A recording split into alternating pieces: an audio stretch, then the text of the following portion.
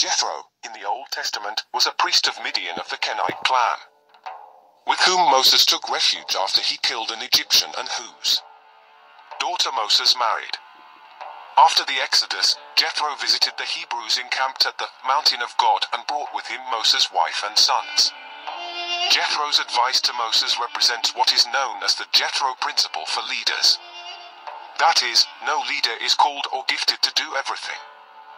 It's the wise leader who understands their limits. Jethro, in the Old Testament. Hi, shalom, shalom from Israel. This is Ola, the daughter of Jethro. And Hi, shalom, shalom from Israel. This is Ola, the daughter of Jethro. And I just heard that you black people that was stolen from Africa to America, that you don't know who you are. But you are the children of Yahweh, the children of Israel. And I'm telling you, you have to come back to your homeland, here to Zion, to Jerusalem, because us the Gentiles, we do need you. We need you to come and pray because you are our saviors. And here to Zion, to Jerusalem, because us the Gentiles, we do need you. We need you to come and pray because you are our saviors. Zion, to Jerusalem, because us the Gentiles, we do need you. We need you to come and pray because you are our saviors.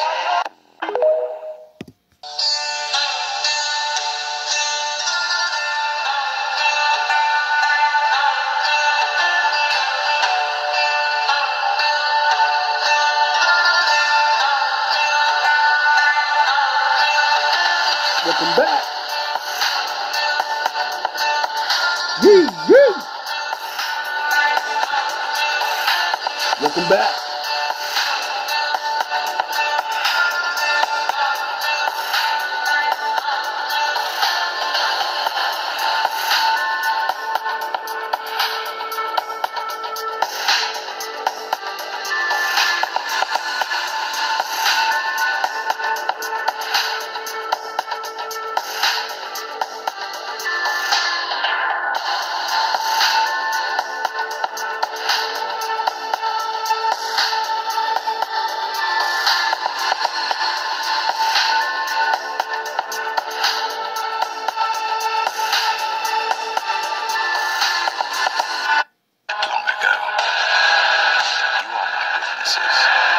Is there any God besides me?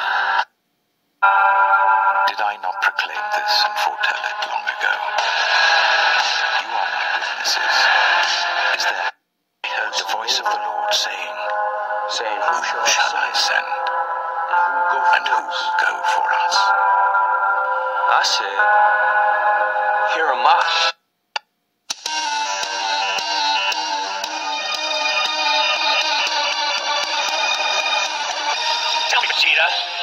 With that stamp on your head, I know Bobity's been giving you orders.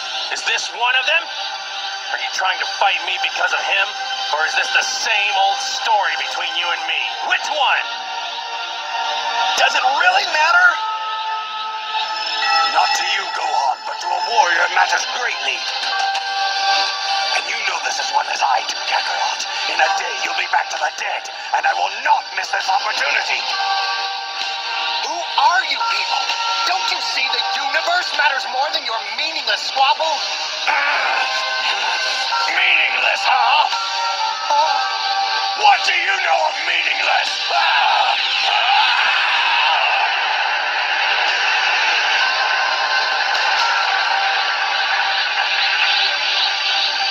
Spend most of your life ruled by another. Watch your race dwindle to a handful. And then, tell me what has more meaning than your own strength. I have in me the blood of a Saiyan prince. He is nothing but a joke. Yet I've had to watch him surpass me in strength. My destiny thrown to the wayside. Hi, shalom, shalom from Israel. This is Ola, the daughter of Jethro. And I just heard that you black people that was stolen from Africa to America, that you don't know who you are. But you are the children of Yahweh. Reign of Midian. Ring a bell? He was Moses' father-in-law, yet not an Israelite. He resided in Midian. But look at how the Bible portrays him. Now Moses was tending the flock of Jethro, his father-in-law, the priest of Midian. Exodus chapter 3 verse 1. He was a priest indeed, but not of some idol. Jethro served the true God, even before Moses was given the law. Ring a bell?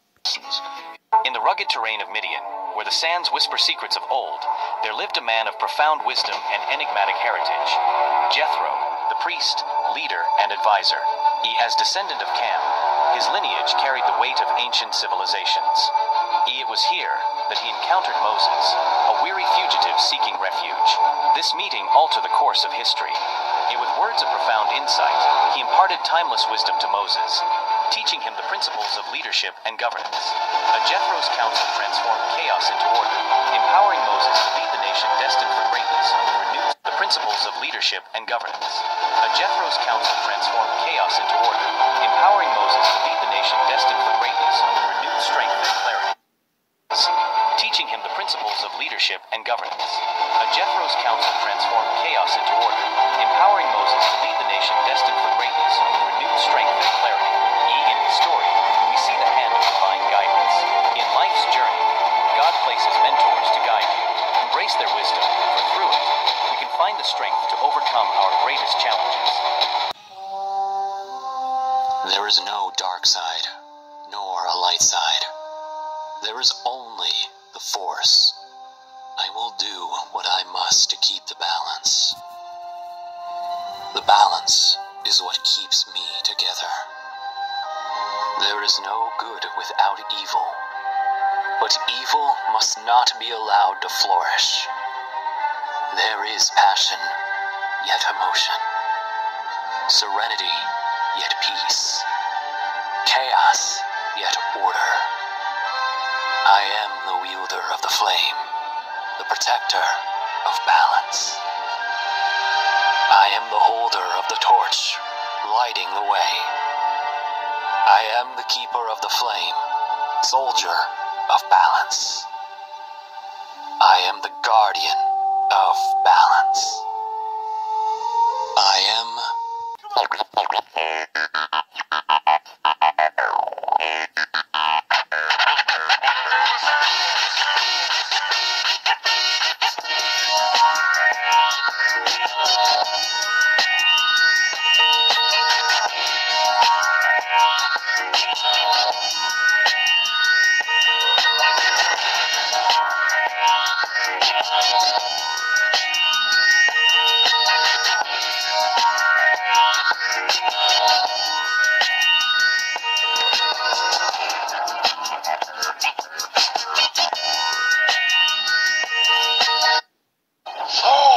Within the boundaries of his realm, the king is responsible for establishing a right order, which is basically a manifestation of the divine ordering principles of the universe. Those aspects of the king energy that the mortal king translates into societal structures. He does this by codifying laws and building what can be called a cultural zeitgeist.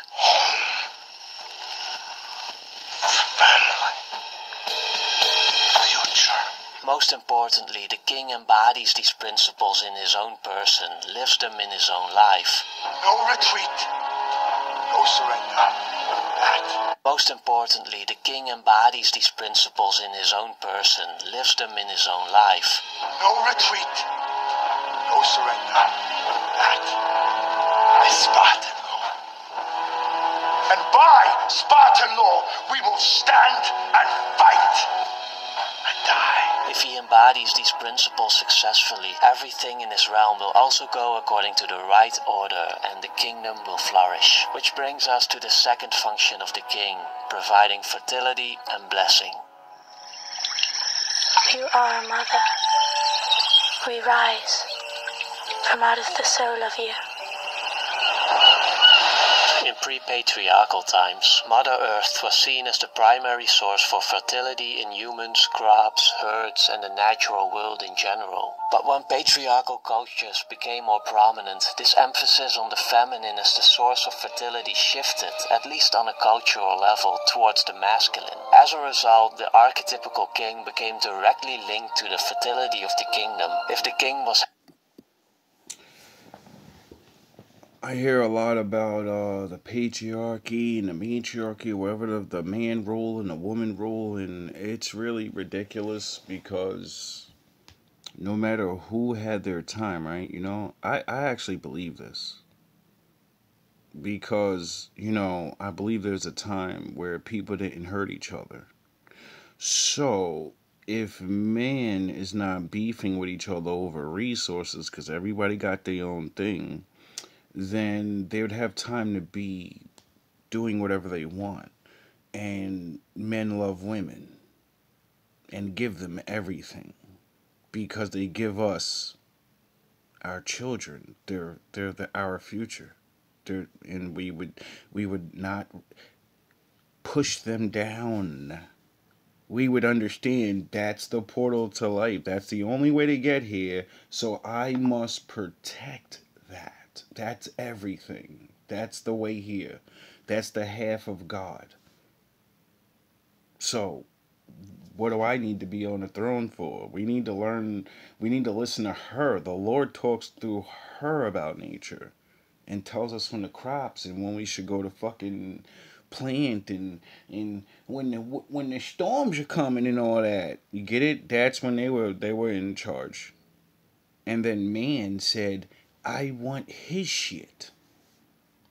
And then that's when matriarchy has to come. And women think you just got thrown behind. No, good men have to step the fuck up and say, all right, if they take you out, right, you can't forecast, you can't do your hocus pocus, and you can't be the oracle no more. So I'm taking over. I gotta be king. You think that men wanted to? No, it's because they probably took yous out.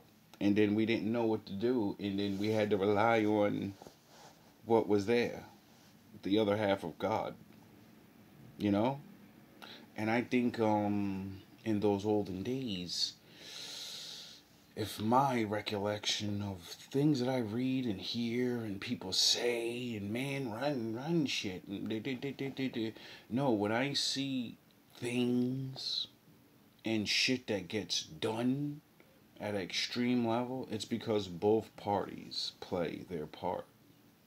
Because just like my father said in his book, I don't give a fuck which one of you rule and you're a god on earth. You're gonna die like a fucking man. You're going in that ground. You could be whatever, I don't give a fuck about none of that. Together, you get it? You better learn how to live together. Isn't it the greatest fucking problem that even non-men and women have? The race thing and the I want your shit thing. And we all have a problem with living together and sharing the power. I wonder why. I think that's the first, lesson of the Bible. With the Adam and Eve thing. Not knowing how to listen and share what's already there. Not want what the Lord said. That's mine. It's not made for you. You can't eat that. It's my shit. Just because you see the angels or whoever at sound horns eating it, or whatever the fuck tempted them. I don't care. I don't care how it really goes down or what this existence that we live. I don't care what started it. I know we're here. We're in this problem. Now, let's continue with the show. Became directly linked to the fertility of the kingdom. If the king was healthy and righteous, a true embodiment of the right order, his realm too would be fertile and prosperous. We see this when Simba returns. Sound the horns. My daddy's in the building. To Bright Rock, and rain cleanses the land. And when Aragorn reclaims his throne, and the white tree that long stood dead blossoms again. You know how that old saying goes, what's a home, without a wife? It's just a home, I mean a house. I'm young old. Your house is just your house until your wife makes it a home, with your family and shit. What the fuck is a castle? It's just a building till there's a queen there. Get it? The other half. No matter how much the scale tips on either side, we need what we need to exist. So, therefore, since the responsibility of bringing forth the life takes to both of us, then that means we get to share in responsibilities, right? Shouldn't it? And how we're gonna do it, who's gonna handle what, we can do the shenanigans, and then I think humanity's done it long enough. Well, some of us, where we should understand our place. And the white tree that long stood dead blossoms again. And that's not beneath either one of each other. You gotta do what you're good at, I gotta do what I'm good at, and the leader thing is the Lord's. Providing blessing is more of a psychological or even spiritual event which the king does by affirming and praising the goodness and virtue of the people. You bow to no one. By acknowledging people in their true worth, they feel healed and made whole. It fills a certain emptiness that exists inside all of us, one that can only be filled by blessing from the king energy. True worth, they feel healed and made whole. It fills a certain emptiness that exists inside all of us, one that can only be filled by blessing from the king energy. Unfolding the full story of Zipporah, the first wife of Moses. Born to Jethro, a Midianite priest, her life took a fascinating turn when a stranger arrived. Have you ever heard of... Unfolding the full story of Zipporah, the first wife of Moses. Born to Jethro, a Midianite priest, her life took a fascinating turn when a stranger arrived in Midian. This stranger was none other than Moses, fleeing from Egypt after slaying an Egyptian taskmaster. Oh shit! Moses was a fugitive. And in today's standards, we would consider him a traitor. You killed the policeman. That's a very fucking bad offense. Like, Chance encounter at a well, where Moses aided Zipporah and her sisters by watering their father's flocks, set the course for an intriguing tale.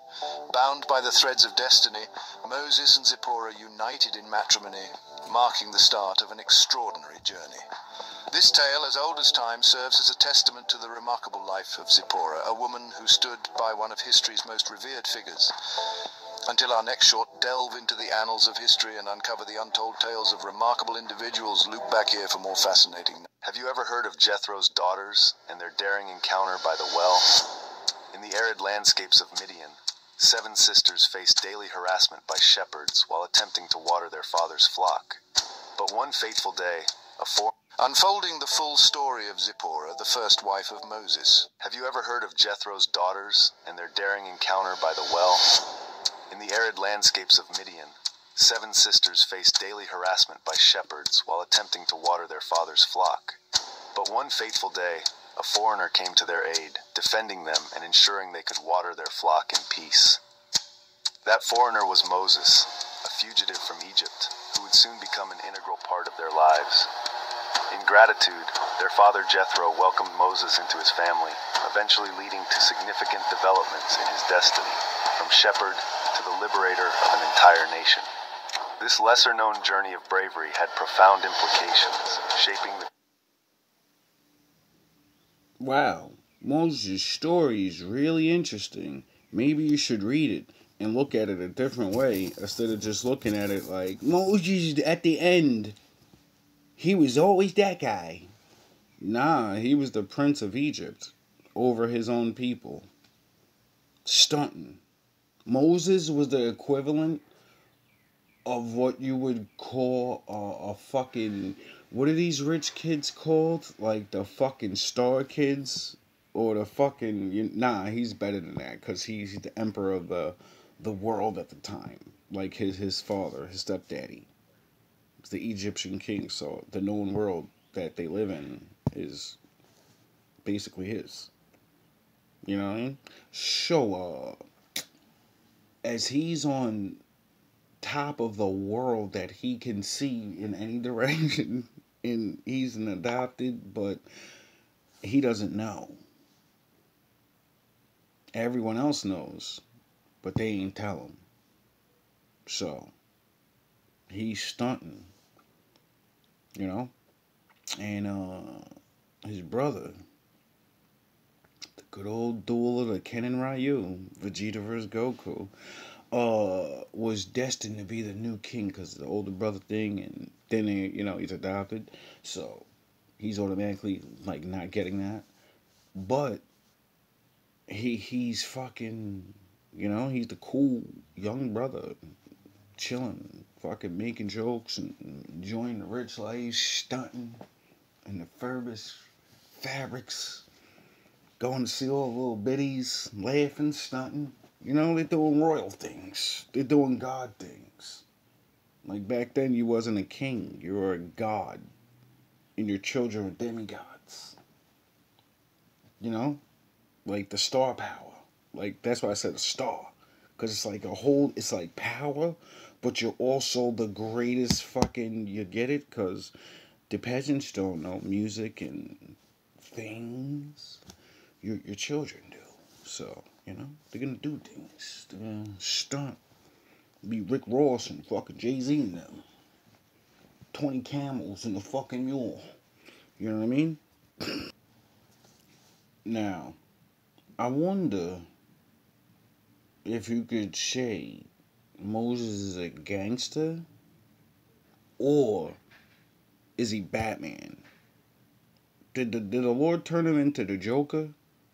Or because you tell me, is because he's the next in line Pharaoh's brother, so that puts him as like fucking, he's higher than him. He's where his brother's gonna be where his father's status is at, and he's gonna be where his brother's status is at. Get it? That's a high position. And then the Lord says, "Wake the fuck up." Moses defending the daughters of Jethro. 1525, Rosso Fiorentino canvas. Moses slew an Egyptian whom he discovered beating a fellow Hebrew and fled to Midian. When he saw women being driven from a well by some shepherds, Moses fought off the aggressors and helped the women to draw water. When the women told their father Jethro he treated Moses by some shepherds, Moses fought off the aggressors and helped the women to draw water. So as he's fleeing, a fugitive, he runs into extorters, basically. Men extorting these women at a well. And pummels them. And says, your extortion days are over. Because he used to be the prince. Back in the day, you wasn't a rich guy and you have kids and they're pussy. They trained them how to kill because you're the prince. Someone may try to take you out. You're running a country, or fucking people, you might get sent to war and shit, to lead a fucking legion of your father's army or some shit. It wasn't no joke. So you had to get busy. So he took those awesome skills and,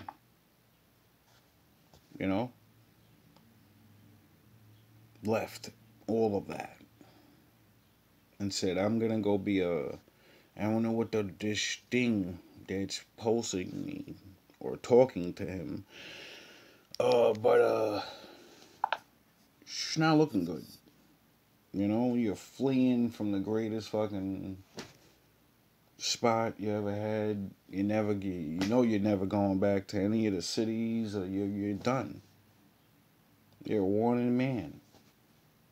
Then as soon as you get to somewhere else, you're running. He doesn't know anything outside the fucking, he's lost. The women told their father Jethro he treated Moses as a guest and eventually married him to one of his daughters, Zipporah. Moses remained in Midian until God spoke to him from a burning bush. Oh. So, yeah, he's kind of like Batman. He got a bad rap, though, like the Joker. And then he's just, you know, still a prince. They have rules. You don't extort. You don't fucking, you know. Good or bad, there's rules. Ordering him to bring the Israelites out of Egypt. Although the Bible does not describe the confrontation between Moses and the shepherds, Fiorentino turns it into a tremendous fight.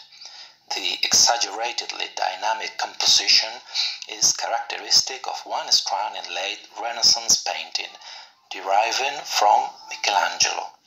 Rosso emigrated to France, where he worked for the king. He is an important figure in the spread of Renaissance styles from Italy into the rest of Europe. Fun fact. Moses, Jethro and Moses. Jethro recognized Israel's most valuable assets. Moses' heart. God. Nah, the way he looked. The way he sounded. Who he thought he was. He didn't know. He's just some fucking bum walking in the desert. How'd he know his heart? The story of Jethro and Moses. Jethro recognized Israel's most valuable assets. Moses' heart, God's favor, and the people. Intuitive leaders know how to resource their vision. They don't take anything for granted and make the most of what they have to achieve their goals. He charged Moses with seeking God's advice, teaching the people God's laws, and empowering the people to share the burden. Jethro's plan made use of everything of value that the people possessed. An intuitive leader's most excellent skill is probably his or her ability with people. Some people understand what it takes to lead. Jethro understood people and leadership well enough to know how to empower Moses' leadership. Jethro knew that leadership had to be based on ability rather than position, and he intuitively knew that the right people were present to lead thousands. They only needed to be put in place. Unraveling the Scriptures channel. What you are doing is not right, Moses. You cannot do this alone. With these words, an individual addressed Moses, the great liberator of Israel. But who dared to speak to him in this manner? And with what authority did they do so? An enigmatic priest of the God of Abraham, Isaac, and Jacob, although not an Israelite or Jew, served the Creator God of the heavens and the earth, the God of Noah and Shem. He was called Jethro. But who was Jethro Ruel, in truth? He was Moses' father-in-law. In this video, we will explore the origin and history of the character Jethro, Moses' father-in-law. Follow along with this content, the history and origin of Jethro, the priest of the Lord and Moses' father-in-law. The Bible is full of intriguing and enigmatic characters, and one of them is Jethro, Moses' father-in-law. Jethro was an inhabitant of the land of Midian. His name, in Hebrew, is pronounced Yitro, while in Arabic it is Shoaib. The name Ruel or Rajuel was also associated with Jethro, and in Semitic Aramaic, he was called Ruel. Ruel was the name of Moses' father-in-law, Jethro, which carried the meaning of his excellence or his posterity. This title was attributed to Jethro due to his importance as a prominent priest in Midian. However, he was not a priest of pagan deities but rather a priest of the God of Shem, associated with the God of Abraham. Priest in Midian. However, he was not a priest of pagan deities but rather a priest of the God of Shem, associated with the God of Abraham. As for Jethro's origin and lineage, he was connected to Abraham, although he was not an Israelite. He belonged to another people who also had ties to Abraham. This people were possibly the Midianites. Midian was one of the sons Abraham had with Keturah, his second wife. Keturah gave Abraham 6 sons, one of whom was named Midian, giving rise to the Midianite people, an Arabian tribe located in Saudi Arabia. In our next video, releasing on Thursday, we will delve into a special topic about Keturah, addressing the request of many of our subscribers on this channel. She had a significant relationship with Abraham and gave rise to significant peoples, including the Midianites. The Bible reports that besides Jethro being a descendant of Midian, which in turn traced back to Abraham's lineage, it also mentions that Jethro had another ancestry, being a Kenite. Therefore, in addition to his descent linked to Abraham through Midian, Jethro also had a Kenite origin. The Kenite constituted a Semitic group, originating from the Semitic lineage that traced back to Kedema. According to some sources, this lineage was associated with Ishmael, making the Kenite an Ishmaelite tribe. Others argue that the Kenite might have had their roots in the Aramean tribe, specifically a tribe from Sirius. The most plausible hypothesis is that Jethro's Kenite ancestry possibly originated from the tribe of Kedema, linked to the Ishmaelite lineage. The Kenite traced their descent back to Kedema, mainly because the renowned Ishmaelites had become significantly intertwined with the Midianites. In reality, they are grouped together in biblical genealogies. Jethro is recognized as a priest of Midian due to his role as a priest of the Most High God in the Midianite region. This clearly illustrates that there were other worshippers of the God of Abraham among the various lineages descending from Abraham. This was not limited to the lineage through Isaac, but also included that which came from Midian, who was a legitimate son of Abraham with Keturah. It's worth noting that Jethro, interestingly, is also Moses' father-in-law. It was Jethro who gave his daughter Zipporah in marriage to Moses when Moses spent about 40 years in the region of Saudi Arabia, specifically in the land of Midian. The Bible reports that Jethro was the father of at least 7 daughters. He also had at least one son named Hobab. A little-known curiosity about Jethro's life is that, although he was a man of Midianite and Kenite descent, his wife was not from the region of Saudi Arabia, nor did she have a Midianite or Semitic lineage. In fact, Jethro's wife was Cushite. Here's an interesting point. A Cushite woman had roots in ancient Nubia or Ethiopia. The term Cush in ancient Hebrew and also in Aramaic was used to refer to people with darker skin tones. The word Cush literally meant black or blackness. In Hebrew, Cushite. Here's an interesting point. A Cushite woman had roots in ancient Nubia or Ethiopia.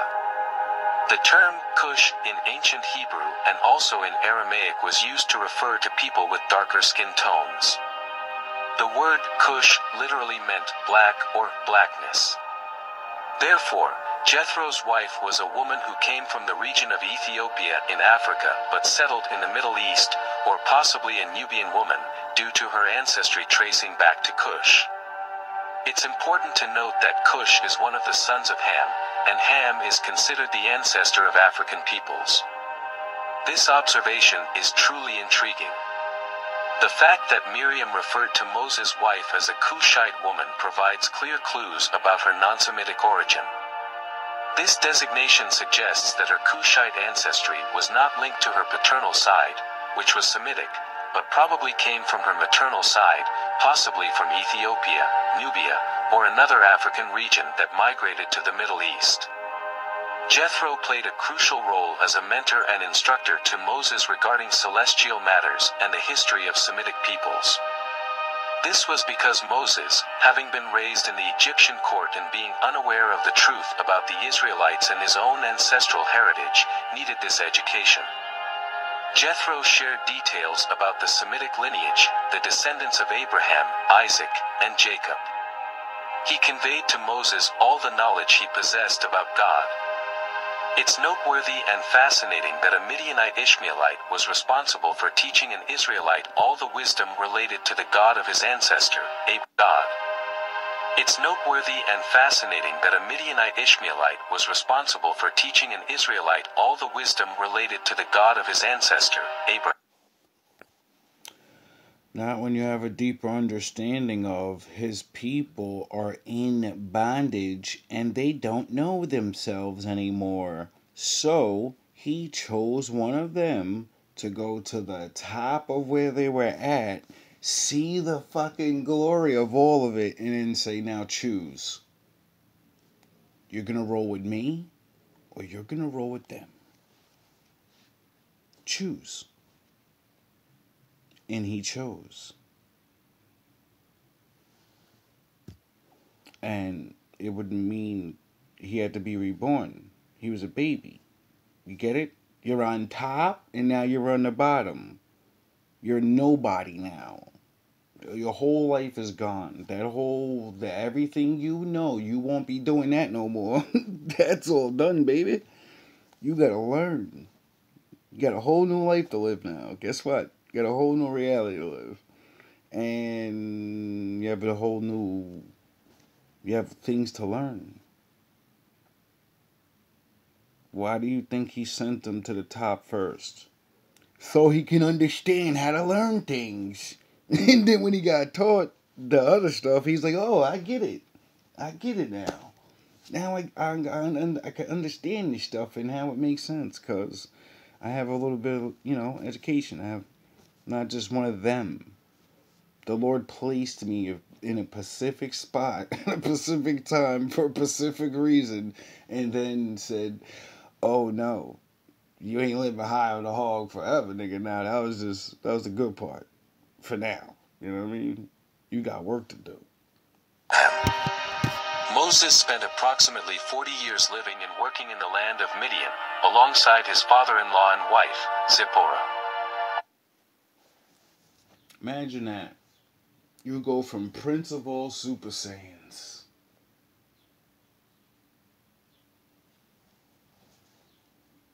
to some guy that works. You're a farmer now or some shit, you know? You're a man. You're a regular. You gotta be regular now. During this period, Moses had 2 sons with Zipporah, Gershom and Eleazar. The name Gershom, whose original form Gershom. During this period, Moses had 2 sons with Zipporah, Gershom and Eleazar. The in-law and wife, Zipporah. During this period, Moses had 2 sons with Zipporah, Gershom and Eleazar. The name Gershom, whose original form Gershom means, I am a stranger, or I have been a stranger, reflects Moses' experience as a foreigner in the land of Midian. The true original form Gershom means, I am a stranger, or I have been a stranger, reflects Moses' experience as a foreigner in the land of Midian.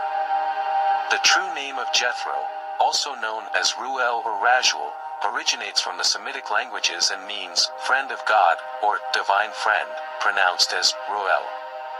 After the battle of Rephidim against the Amalekites, Moses had 2 sons with Zipporah, Gershom and Eleazar. I am Bernice, daughter of Herod, princess of the eastern lands.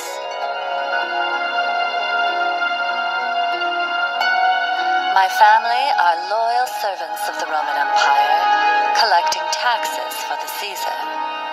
But the reign of one of Rome's most decadent Caesars, the madman Nero, inspired a great disloyalty within me. For I believe that Nero's hedonistic indiscretion brought a curse on the entire Roman Empire in the form of a powerful uprising. Nero's hedonistic indiscretion brought a curse on the entire Roman Empire in the form of a powerful uprising of the zealot Jews of Judea.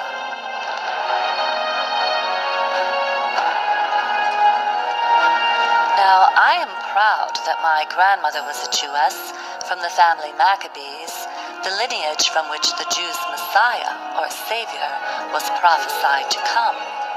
But these revolting zealot Jews believed in a violent, militant Savior who would come to defeat the Romans.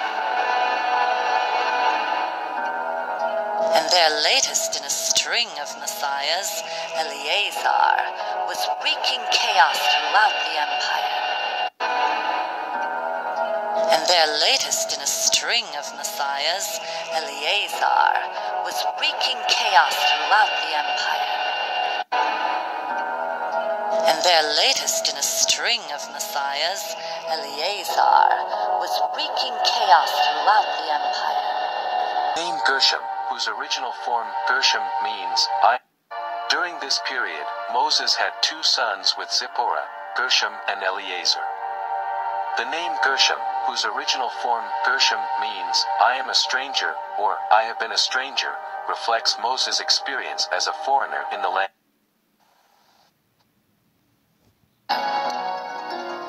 So Nero called upon Vespasian to obliterate the rising of the family Flavius. Finally, they succeeded in burning. Eleazar and his followers defaced my family's palaces, wreaking chaos throughout the empire. And their latest in a string of messiahs, Eleazar, was wreaking chaos throughout the empire. Eleazar and his followers defaced my family's palaces. They raided my grandfather's tomb, and finally they succeeded in burning Rome itself. They had to be stopped. Our only hope was General Vespasian of the family Flavius. Being Rome's leading general for years, he had already crushed a religious uprising in Gaul and Brittany, completely annihilating the Druids there. So Nero called upon Vespasian to obliterate the Jewish uprising in Judea. But Vespasian had ambitions of his own to take the throne from the detestable hero. And I...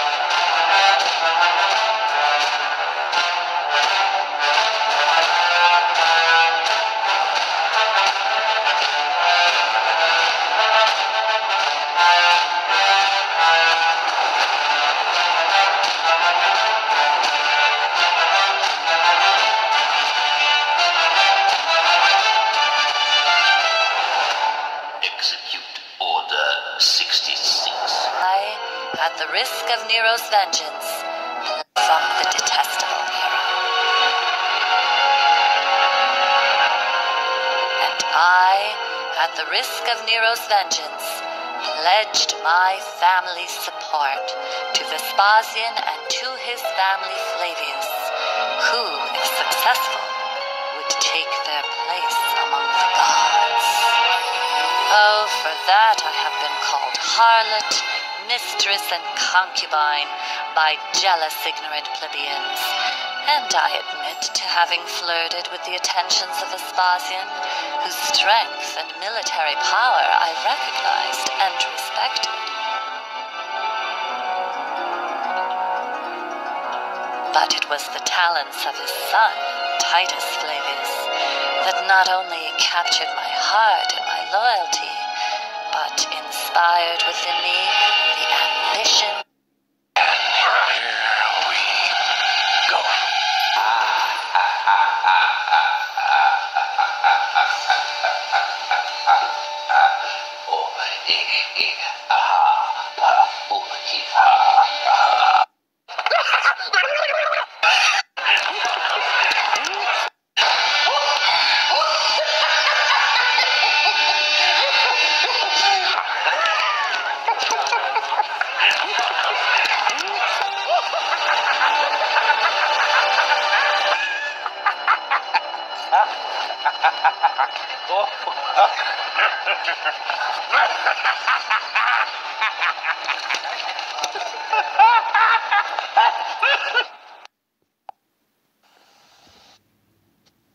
But it was the talents of his son, Titus Flavius, that not only captured my heart and my loyalty, but inspired within me the ambition to become wife of a Caesar.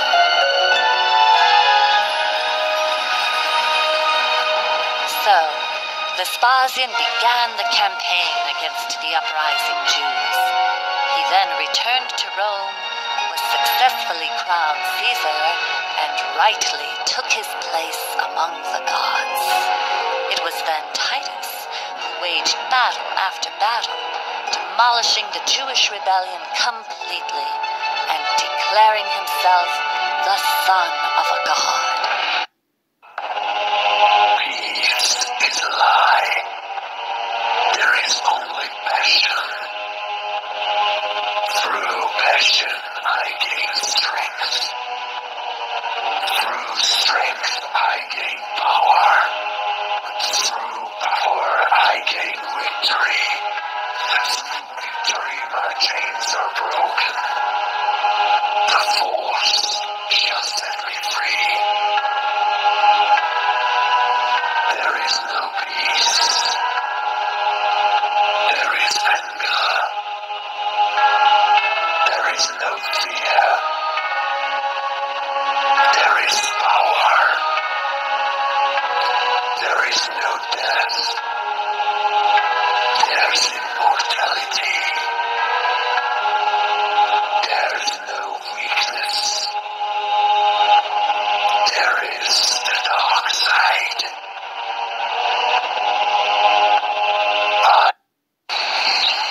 Welcome back, welcome back. Look at you now. Is it fucking funny now? I don't think it's funny anymore. Are you having fun over there? I don't think you're having fun over there. You're working just as hard as me now. Look at. And rightly took his place among the gods. It was then Titus who waged battle after battle, demolishing the Jewish rebellion completely and declaring himself the son of a god.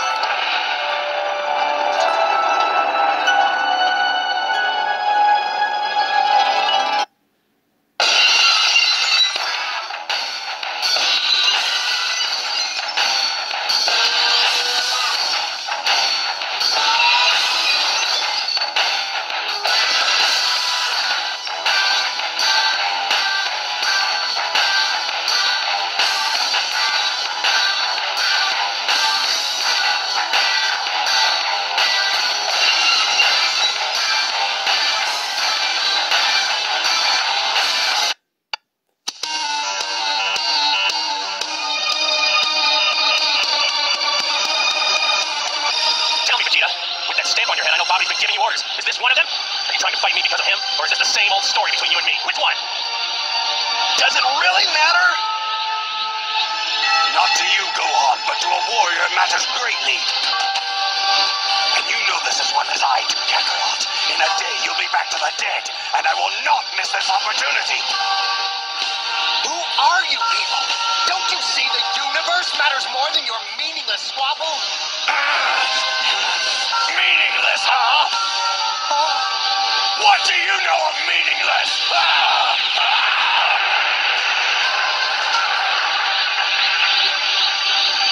Spend most of your life ruled by another. Watch your race dwindle to a handful. And then tell me what has more meaning than your own strength.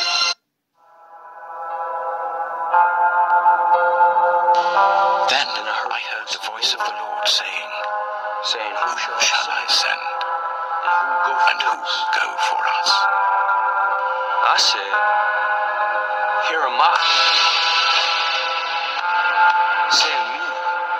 I took you from the ends of the earth, from its farthest corners I called you. I said, You are my servant.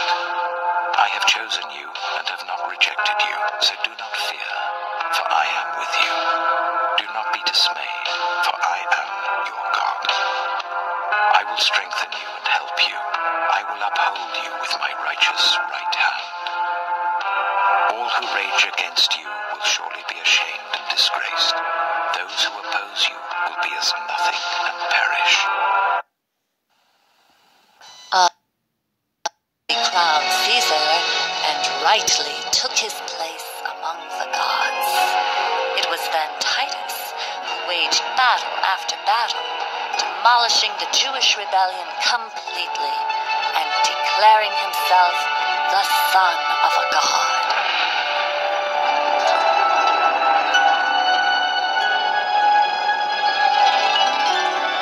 When the Jews refused to worship him, Titus razed the Temple of Jerusalem. He succeeded in capturing their Messiah, Eleazar, and he had him crucified. Temple of Jerusalem. He succeeded in capturing their Messiah, Eleazar, and he had him crucified. Thereafter, I began living in the Roman palace, working closely with both Vespasian and Titus, and the greatest intellectuals and scientists of all the Roman palace, working closely with both Vespasian and Titus, and the greatest intellectuals and scientists of all of Rome, some of which were Jews. We sought to come up with a plan that would once and for all keep the Jews of Judea pacified, ensuring that they remain obedient Roman citizens.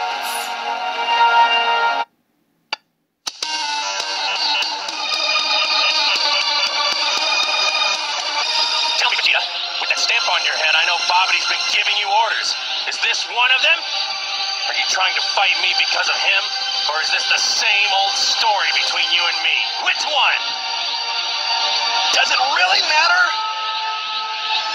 Not to you, Gohan, but to a warrior matters greatly. And you know this as well as I do, Kakarot. In a day you'll be back from the dead, and I will not miss this opportunity. Who are you, evil? Don't you see the universe matters more than your meaningless squabble? Meaningless, huh? What do you know of meaningless?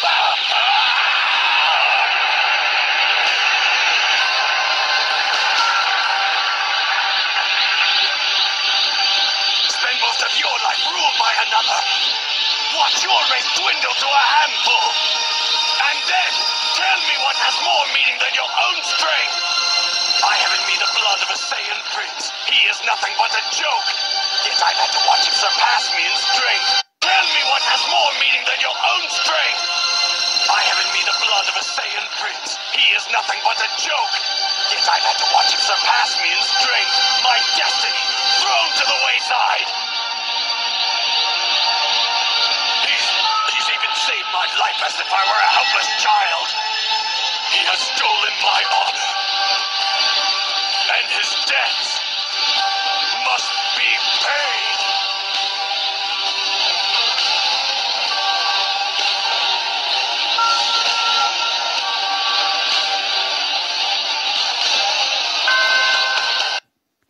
This is what the Lord says, Israel's King and Redeemer, the Lord Almighty. I am the first, and I am the last. Apart from me, there is no God. Who then is like me? Let him proclaim it. Let him declare and lay out before me what has happened since I established my ancient people, and what is yet to come. Yes, let them foretell what will come. Do not tremble, do not be afraid.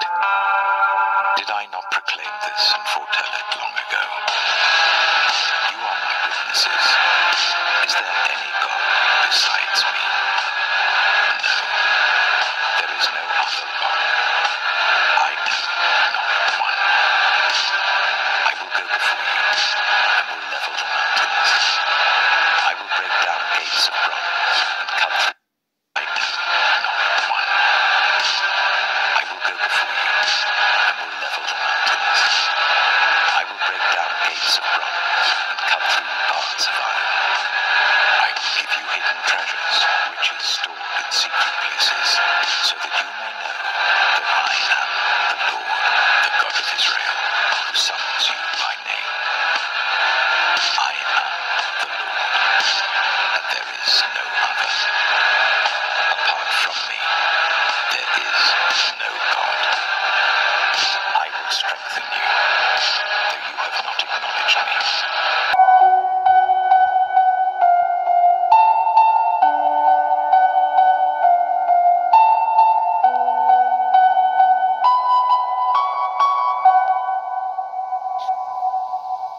Fool me once and it's shame on me, but you know you better tread carefully. Fool me twice and you're enemy. I'm your enemy.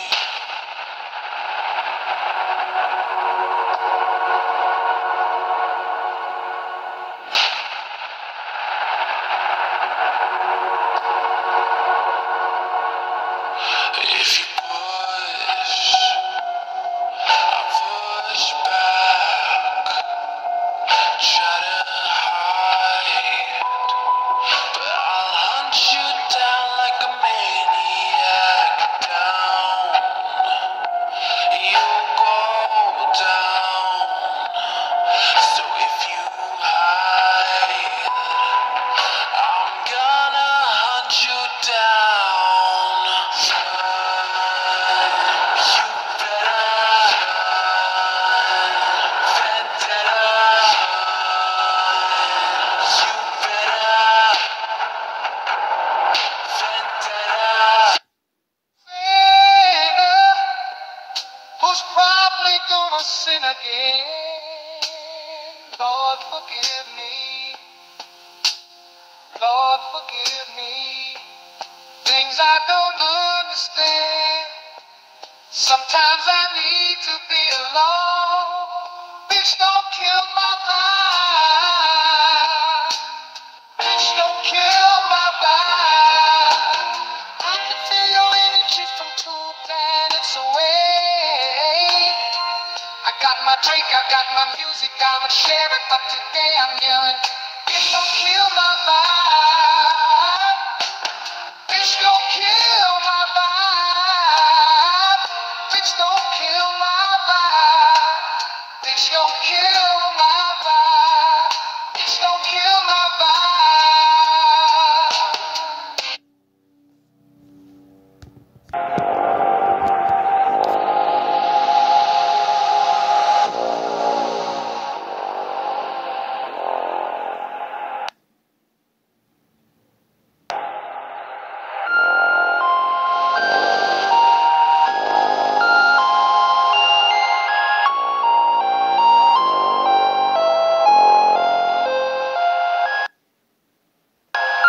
I command respect and admiration from everyone around me.